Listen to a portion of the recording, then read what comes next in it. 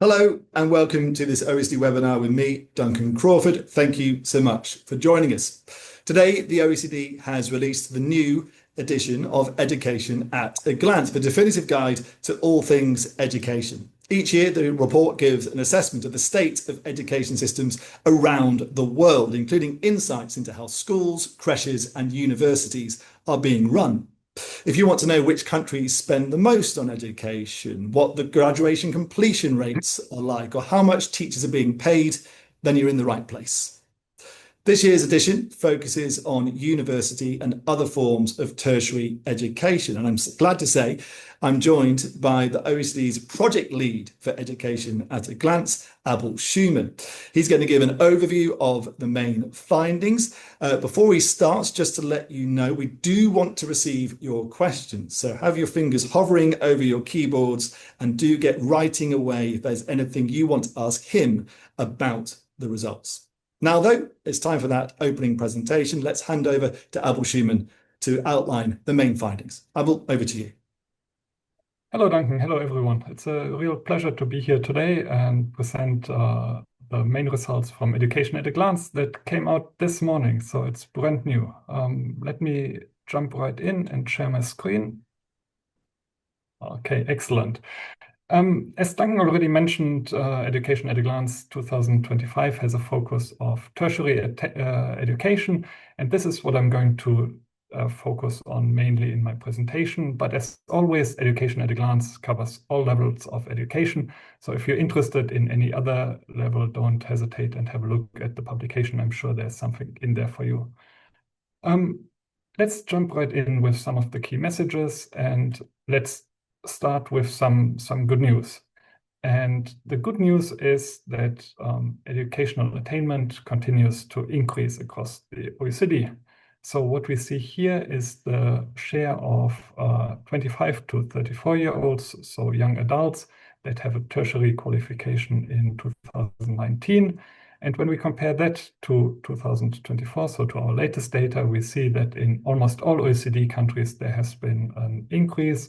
And in some instances, this increase is fairly large. So for example, we see in Ireland, a country here on the left, that already had a fairly high tertiary attainment rate 5 years ago.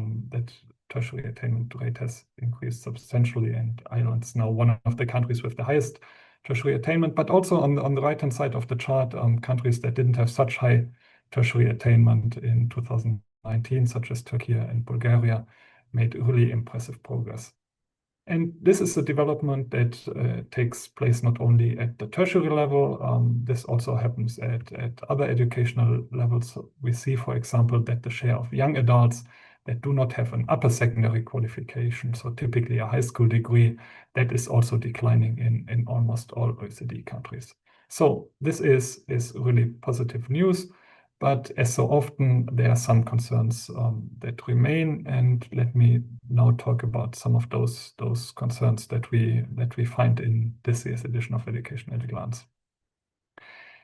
Now, one major concern is that the increase in attainment that we see at all levels of education is actually not reflected in skills and in proficiency levels in the population. So what we see here is the evolution of literacy proficiency in the OECD Survey of Adult Skills, the PIAC survey. And when we look at most countries, we see that on the upper half of the chart, that the skills of tertiary educated adults, they have in most countries stagnated. In a few instances, they have slightly declined, and in a very few countries, there were actually somewhat larger declines. But if we look at the skill levels of those with below upper secondary attainment, we actually see that there are many OECD countries in which skills have substantially declined, and that is also the broader picture that we see, and that is something that we see not only in the PIAC survey, but also, for example, in the PISA results. That in general we see on the one hand rising attainment levels, but these rising attainment levels are not reflected in skills and in learning outcomes, and that is of course a concern because that is essentially what we want to achieve with education. Now, a second concern that we highlight in Education at a Glance this year is that despite the high tertiary attainment rates, completion rates are still low in many countries. So what do we mean by completion rates? Completion rates are the share of students who enter a program and who complete the program successfully within a certain time frame. So what we see here, for example, are the completion rates of bachelor students. So, and these are the completion rates within what we call the theoretical program duration. So the duration a program is supposed to last. And we see that in most countries,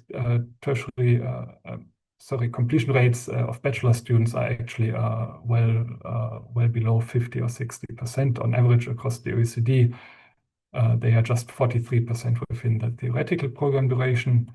Now, if we allow one additional year to complete the program, average completion rates increase to 59%. And after 3 additional years, they are actually on average across the OECD 70%. But that still means 30% of bachelor students haven't completed their programs within 3 additional years of the theoretical program duration. And realistically, that means a large majority of them will never actually complete their programs. Now, as often we see that there are large country differences. So we have, for example, a country like the United Kingdom on the left-hand side, where completion rates after 3 years after the theoretical program duration exceed 80%. But then we also have countries on the right-hand side, in particular in Latin America, where completion rates are very low. In Brazil, Colombia, and Peru, less than half of all bachelor students complete their programs within 3 years of the theoretical program duration.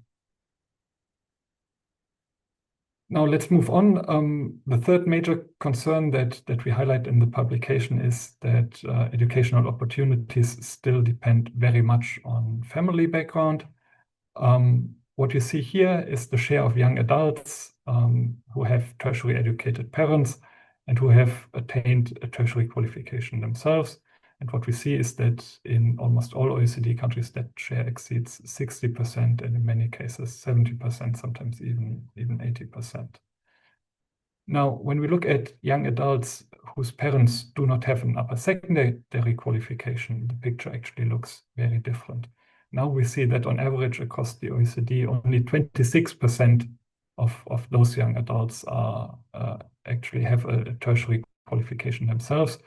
That means they are only a third as likely to get a tertiary qualification as those young adults who have tertiary educated parents. And when we look at the countries on the right-hand side of this chart, in particular in Central and Eastern Europe, Poland, Croatia, Hungary, Lithuania, and the Slovak Republic, we actually see that tertiary attainment rates of young adults whose parents don't have an upper secondary qualification are very low, sometimes only a few percentage points. Now, why is this a reason for concern? One of the main issues is, of course, that educational outcomes are closely linked to economic outcomes, in particular labor market outcomes. For example, when we look at employment rates, these are the unemployment rates for young adults who don't have an upper secondary qualification between 2000 and 2024. So that you see they fluctuate between roughly 15 and 20%. Now, when we look at young adults that have an upper secondary qualification, so a high school diploma, employment rates are just half as high. And when we look at those that have a tertiary degree, they're actually even lower. And of course, labor market outcomes are not only unemployment rates. What matters just as much are wages and salaries. And there we see similarly important differences. So on this chart, for example, you see the earnings of workers relative to those workers that don't have a high school diploma. When you actually look at workers that have a high school diploma, you see that on average across the OECD, they earn a bit more than 20% more than those without an upper secondary qualification. But the real big difference in terms of earnings actually comes in when you get a tertiary degree, and there, on average, across the OECD, you earn more than 80% more than those who don't have a high school diploma. And on in some countries on the left-hand side, the difference is actually up to 300%. Now, what I find interesting when you compare this chart to the previous one, you saw on the previous one that the big difference in terms of unemployment is really between having and not having a high school diploma. So by having a high school diploma, you can reduce your risk of unemployment by a large amount. If it comes to wages, to your salary, the big difference is not so much between having a high school diploma and not having a high school diploma. The big difference here is really between having a tertiary qualification, so a university qualification or similar, and not having one. Now, one thing that is always important when we look at numbers like this is that they are only averages, and of course an average is never completely representative of the full picture. So we can look actually how these averages differ for different subpopulations. So here, for example, we see how the average earnings of tertiary educated workers differ from each other depending on field of study. If you have a degree in STEM field, in science, technology, engineering, or mathematics, your earnings are typically between 10 and 20% higher than the earnings of the average tertiary educated worker. Now, if you have a degree in the arts, humanities, social sciences, or journalism, your earnings are typically quite a bit lower, often around 10%, but in some countries like Germany, the earnings gap is almost 30%. And when you look at other fields, business administration and law, it's a field that typically pays well in most countries. And when we look at health and welfare, we really see that the picture here differs a lot from country to country. In some countries, it pays very well, in Austria or Slovenia. In other countries like Denmark, or United Kingdom, or the United States, it does not pay quite as well. Now, let's look at a few other aspects in the tertiary education system, starting with international student mobility. What we see here is that the international student mobility continues to increase. That's a trend that we have been observing for many years, and that also the COVID pandemic did not stop in most countries. So on average, across the OECD, approximately 7% of all tertiary students are international students, but in some countries that share is substantially higher, exceeding 20% in Canada, the UK, or Australia. When we compare that to previous years, here, for example, 2018, and here 2013, we see that there have been increases in almost all OECD countries, and in a few countries like Estonia, Lithuania, Slovenia, these increases really have been noticeable. In those three countries, the share of international students in 2013 was almost negligible, 2-3%, whereas in 2023, it's above 10% in all three of them, and well above the OECD average. Another statistic that I find interesting in this respect is when we look at the tuition fees that are charged for foreign students. We see actually that some of the countries that charge the highest tuition fees, like Canada, Australia, or the Netherlands, are also some of the countries that have the highest share of international students. So it really seems to be the case that high tuition fees do not prevent international students from being attracted to a tertiary education system. It is rather other factors like the quality of the education system that determine the attractiveness.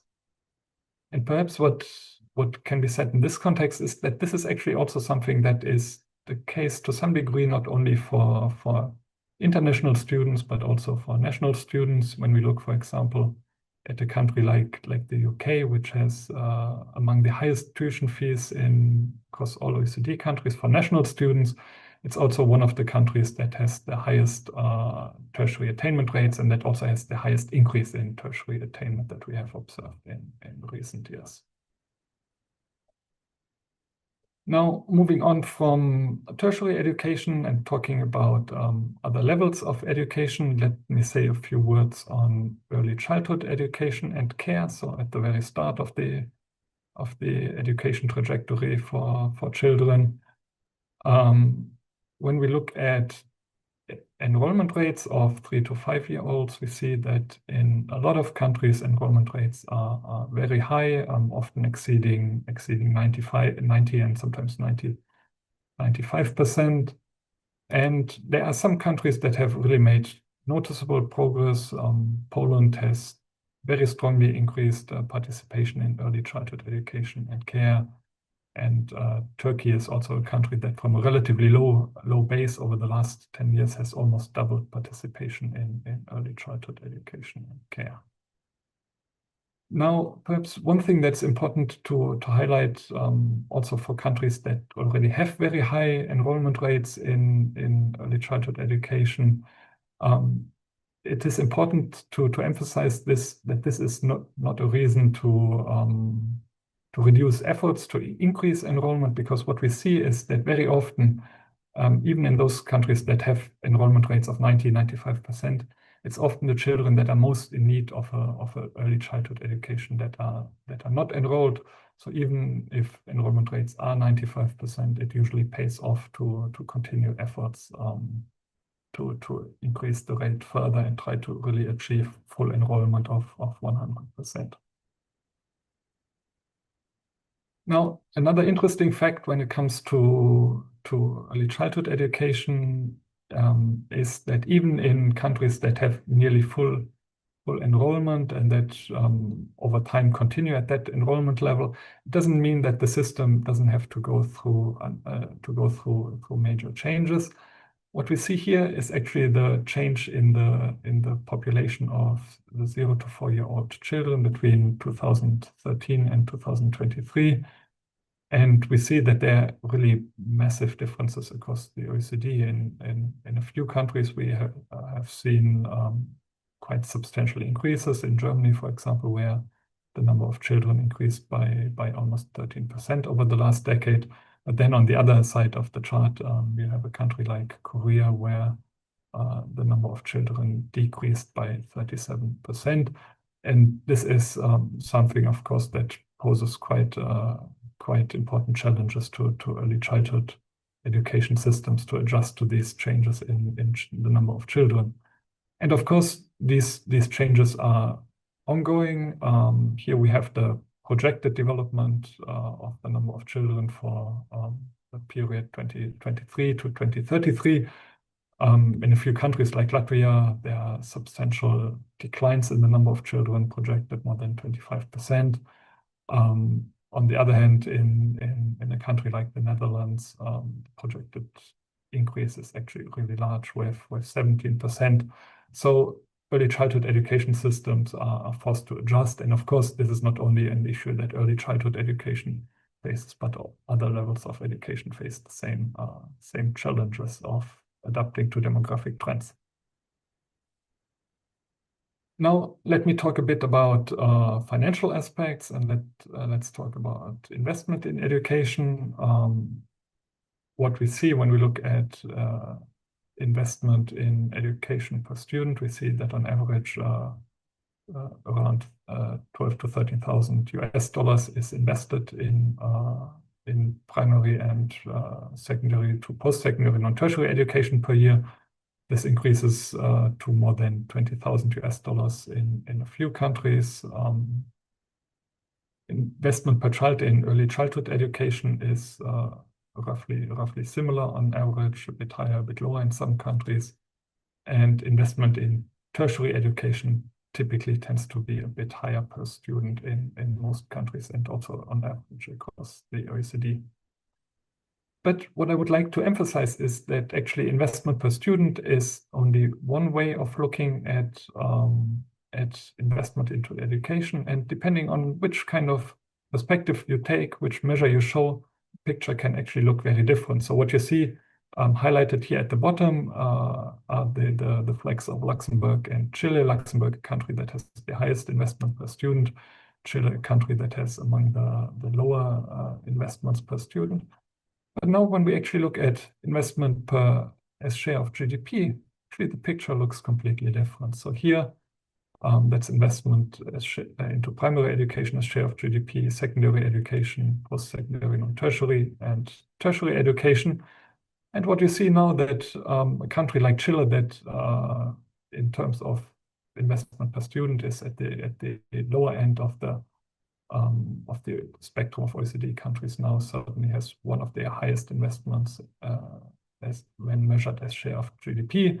And with like in Luxembourg, which has the highest investment per student, the picture is the exact opposite, actually measured as share of GDP. Investment in Luxembourg is one of the lowest. And I think an important takeaway of that is that in most situations, the picture is neither black nor white, but often it's something in the middle, and it's important to show a holistic perspective to provide a nuanced reflection of reality. Let me just focus on one more aspect regarding investment in education, and that's the split between public and private investment. So when we look at actually primary and secondary education here on the left-hand side of the chart, and we see in light green the share of government expenditure, and in dark blue the share of private expenditure, we see that in virtually all, or in all OECD countries, the very large majority of all expenditure in primary and secondary education is public expenditure. Now, when we look at tertiary education, the picture actually looks very different.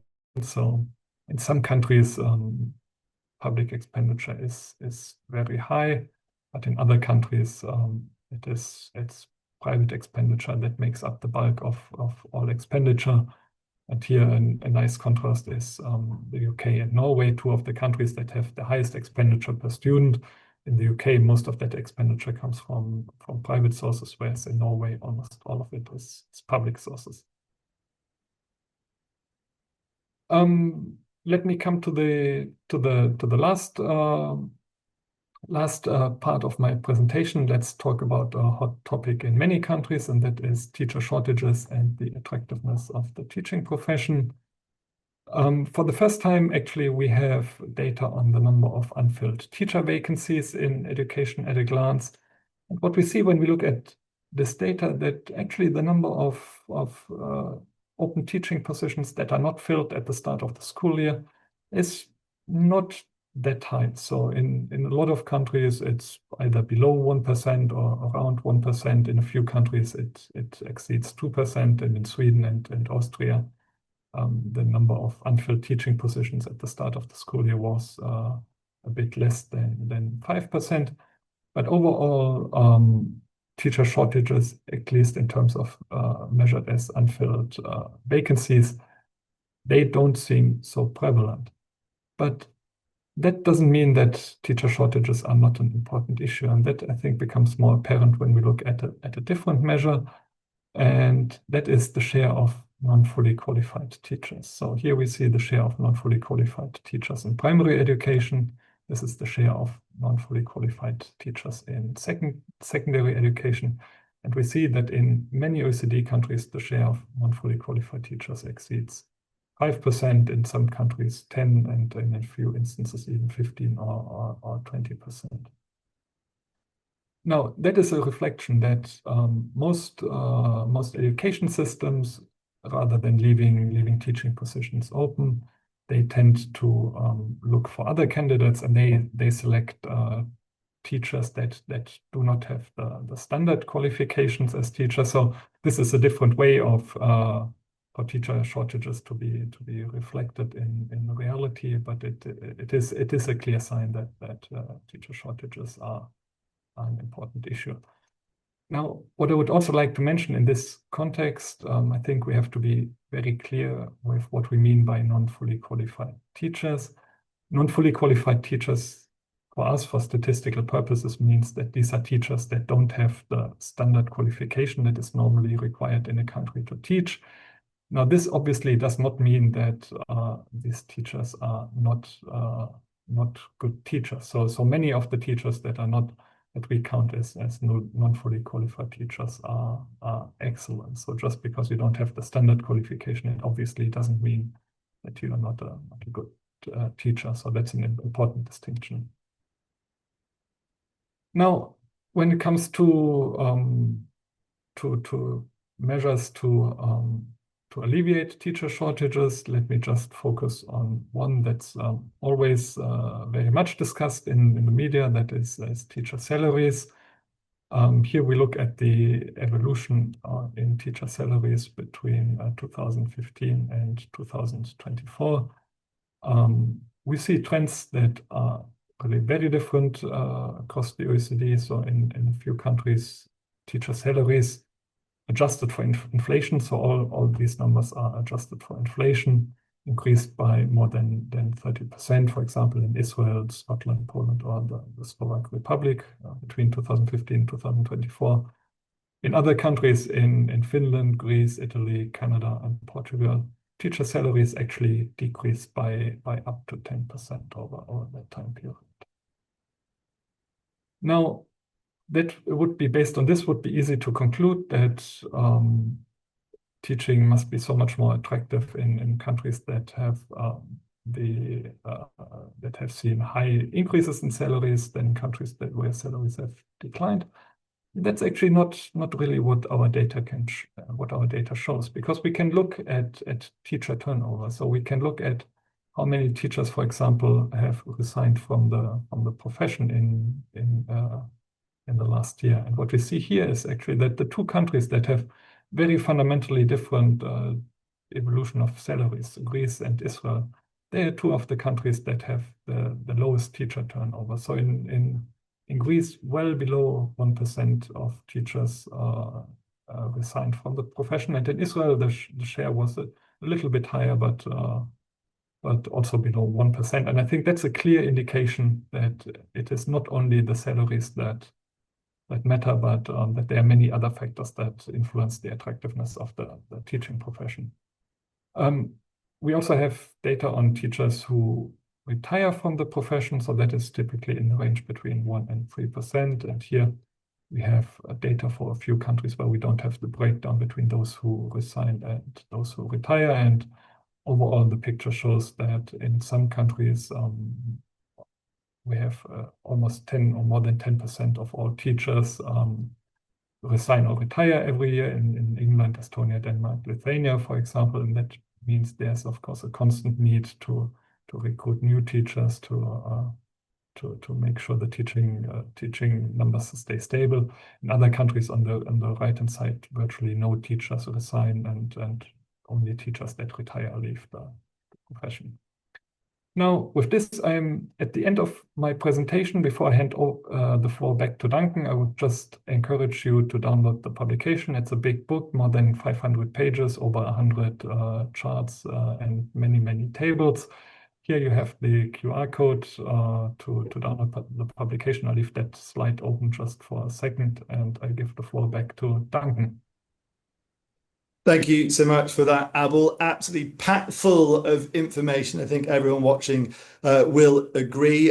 What did he talk about? Demographics, about finance, about average salary benefits of being a teacher, about teacher salaries, and much more, of course. Tatiana Angelova has written in, she commented, "It is really interesting information." I hope the rest of you agree. Well done, Abel, for having at least one fan in the chat. If you do have any questions, I know some of you have already written them in. If anyone else wants to ask a question, please do get typing away into that chat, and Abel is now going to answer as many questions as we can get through.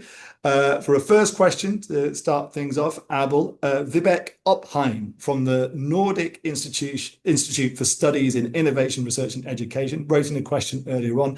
Vibeke asks, what has surprised you most about this year's results? What surprised you most, Abel? Well, Duncan, that's an interesting question. I think the point that I mentioned at the end of my presentation regarding the number of unfilled teacher vacancies, that was one point that I found very surprising given the great attention that's given to the issue of teacher shortages. I would have expected that there are more unfilled teaching positions in many countries. But what we have seen in the data is that really it is the positions that are being filled with non-fully qualified teachers that make up for that. Okay, and what changes or trends do you expect to see in the coming years, which will really impact education? Well, what we have seen is, and what we highlight in the publication is that there is a continuing increase in tertiary attainment. So we have seen that tertiary attainment since 2000 has increased by 22, 23 percentage points from around 27% in 2000 to now 48%. But what we're also seeing is that this increase has actually slowed down a bit in recent years. So up to 2020, 2021, on average, the share of tertiary educated young adults has increased by 1 percentage points per year. Now, over the last 3 years, that increase has slowed down to maybe around 0.3 percentage points per year.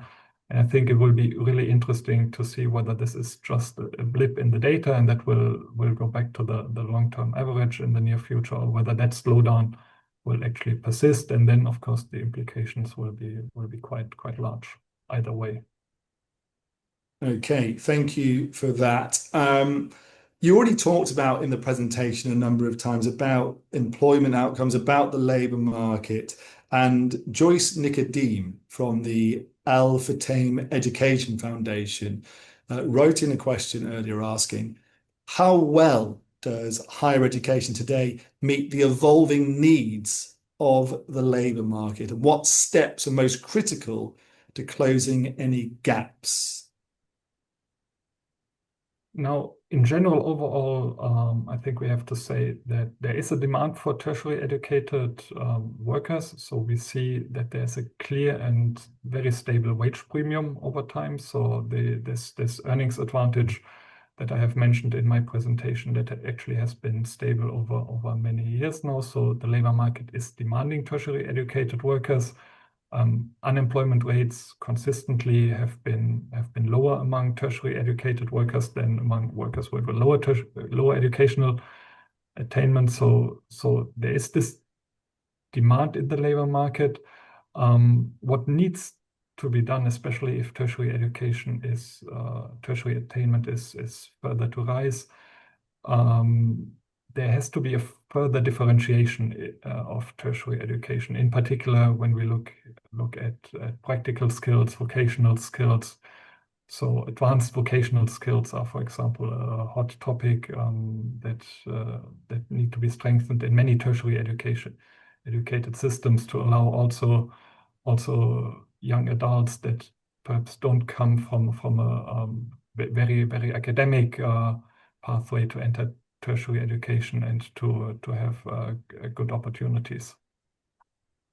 On that subject, Abel, there's a question here from Ashvan Charania, who asks, what are the top fields where graduate and employment outcomes are strongest? What are the top fields to get good employment outcomes? No, I think in general, as I've shown on my slides, I think this depends a bit, differs from country to country. In most countries, STEM fields, so science, technology, engineering, mathematics, ICT, is a field that in most countries tends to pay very well and have very low unemployment rates. Business administration and law also tend to be fields that have good labor market outcomes.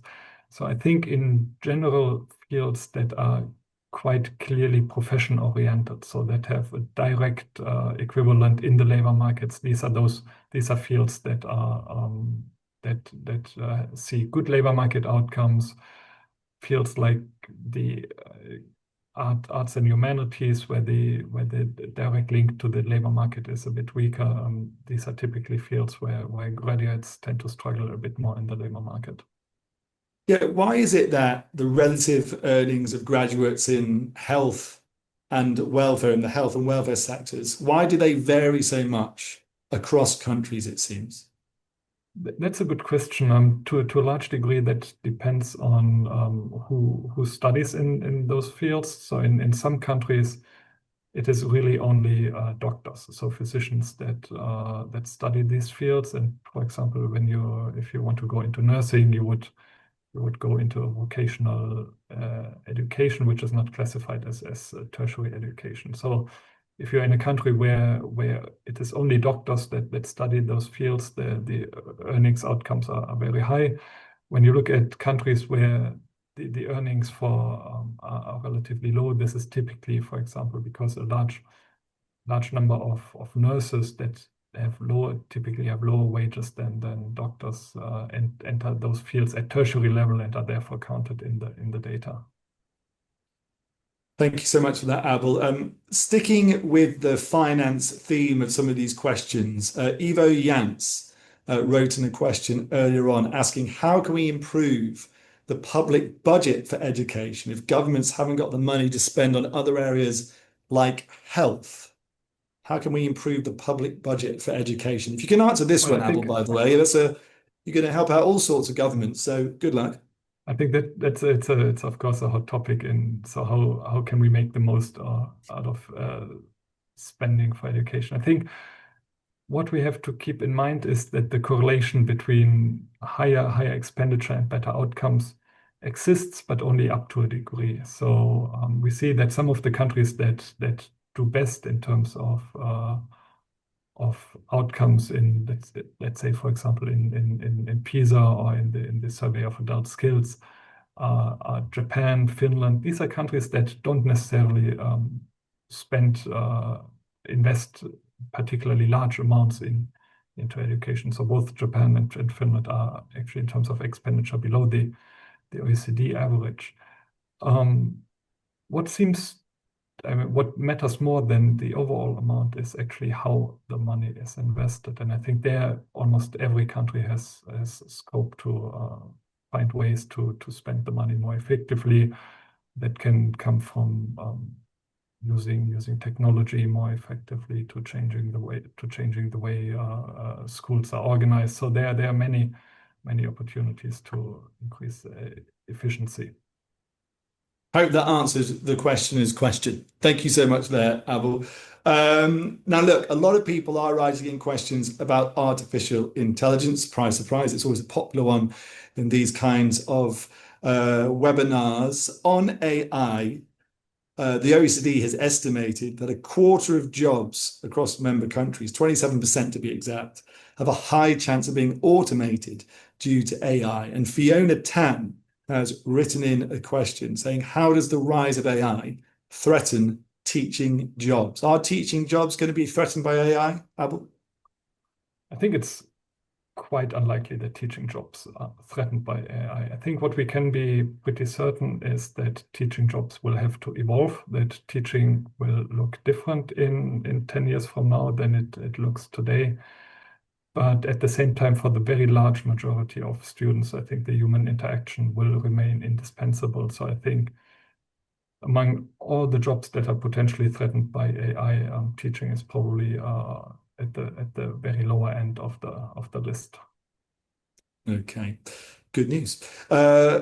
Focusing on AI still, a lot of the focus of the report is on universities and other forms of tertiary education. So what will be the impact, do you think, of generative AI on tertiary degrees, on the value of tertiary degrees? Any predictions there? It's a very hard question to answer, in particular because we haven't yet seen the full impact of generative AI, both on education and on the labor market. So this is a process that will play out over the next years. It might be the next 5 to 10 years. It might be the next 20 to 50 years. So that's really hard to predict. And as long as we don't know what the impact of AI will be on education and on the labor market, it will be very hard to predict the consequences for the value of a tertiary degree in the labor market. I would just like to mention 2 points. The first is that, as I said before, when we look at our data up to today, we actually don't see an impact in our data on when it comes to the value of a tertiary degree. So that value has, at least on average across the OECD, has remained stable, both in terms of the tertiary wage premium and of the unemployment rates that tertiary graduates have relative to other graduates. And the second point that I would like to mention is that when we look back in history, whenever there was technological progress, that technological progress has increased the value of education. Of course, that isn't a guarantee that it won't be different with AI, but at the same time, history seems to indicate that technological progress strongly favors higher and more advanced education. So that seems to be a reasonable prediction also for AI. Just one last AI question for you before we move on to a different topic, Abel. Yixin Lin from the National Academy for Educational Research in Taiwan asks, and this is a related question to what you were saying before, actually. She asks, some argue job retraining can't solve disruption due to AI. So what policies can help workers? Well, I think this is something I fully agree. So whenever you have disruptive change, that can be disruptive technological change, or that can be disruptive change from increased international trade, retraining workers is an important element, but it's certainly not the only element. Now, that will require a lot of other interventions in terms of social policy, in terms of labor market policies. I think there is a lot that needs to be done. I'm probably not the right person to answer what exactly has to be done in those fields, since I'm an education expert and there are other people who are more qualified than me to speak on social policy or labor market policy.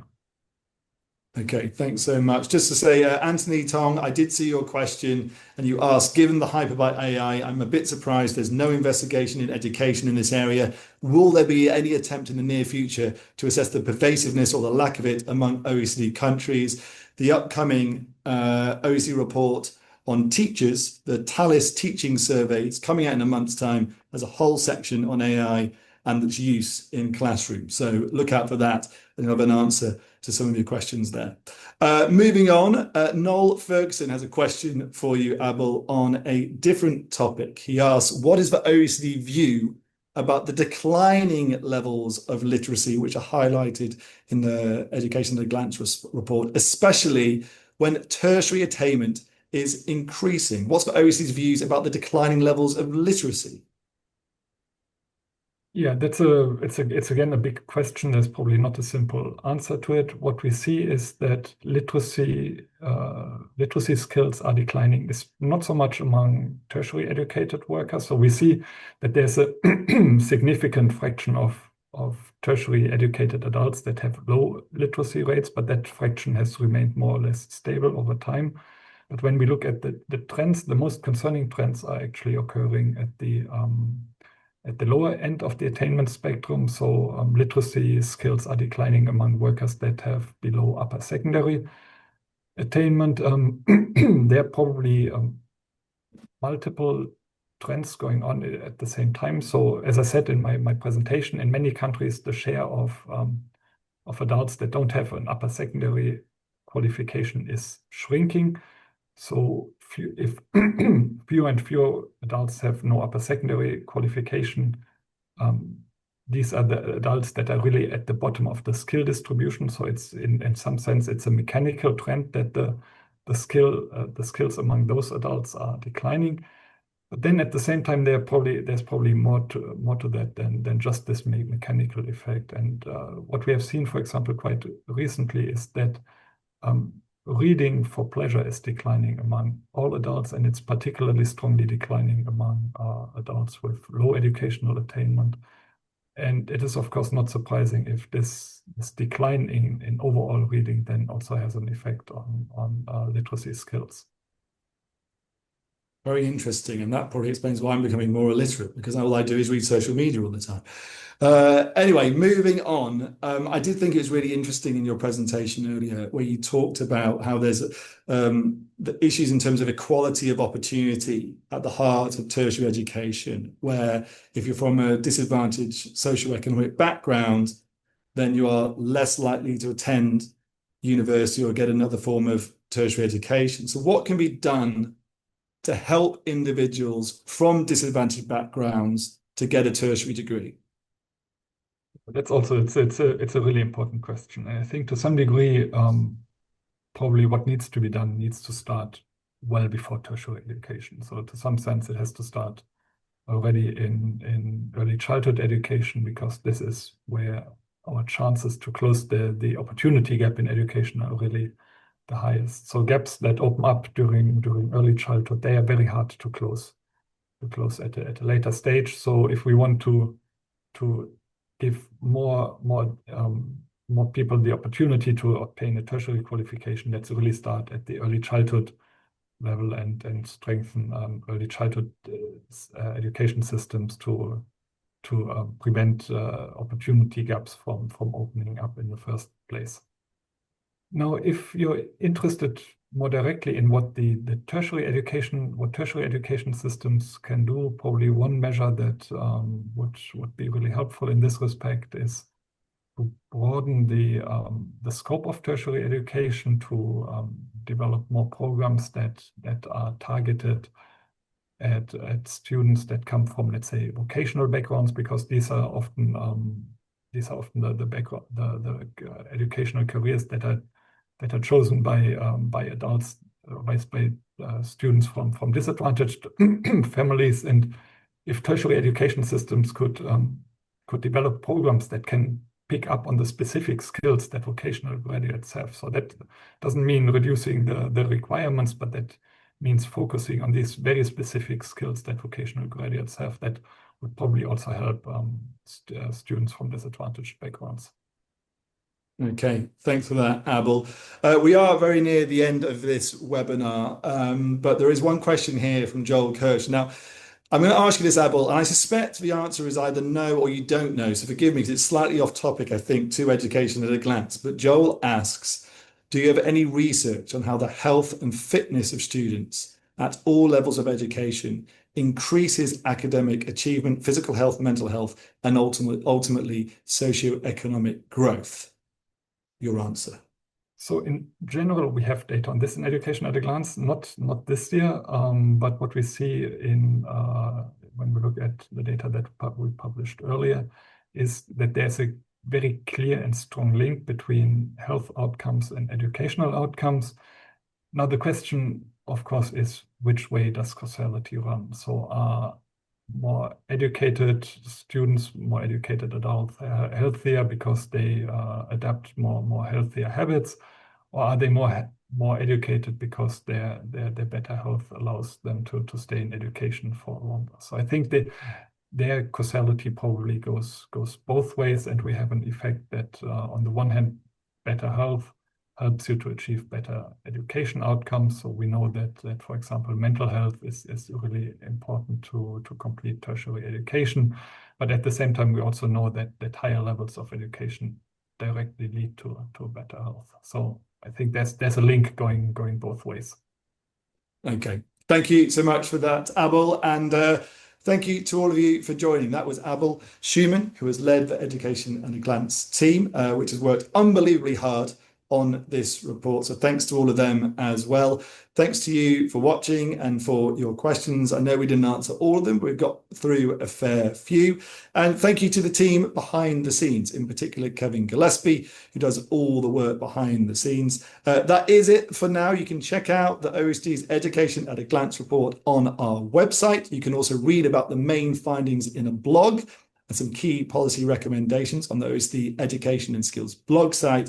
And a podcast about the results is going to be released shortly on the OECD's Education podcast, which is called Top Class. Look it up, subscribe, and have a listen to that if you want to as well. There you have it, a multitude of ways to cast a glance at Education at a Glance, but that is it for now.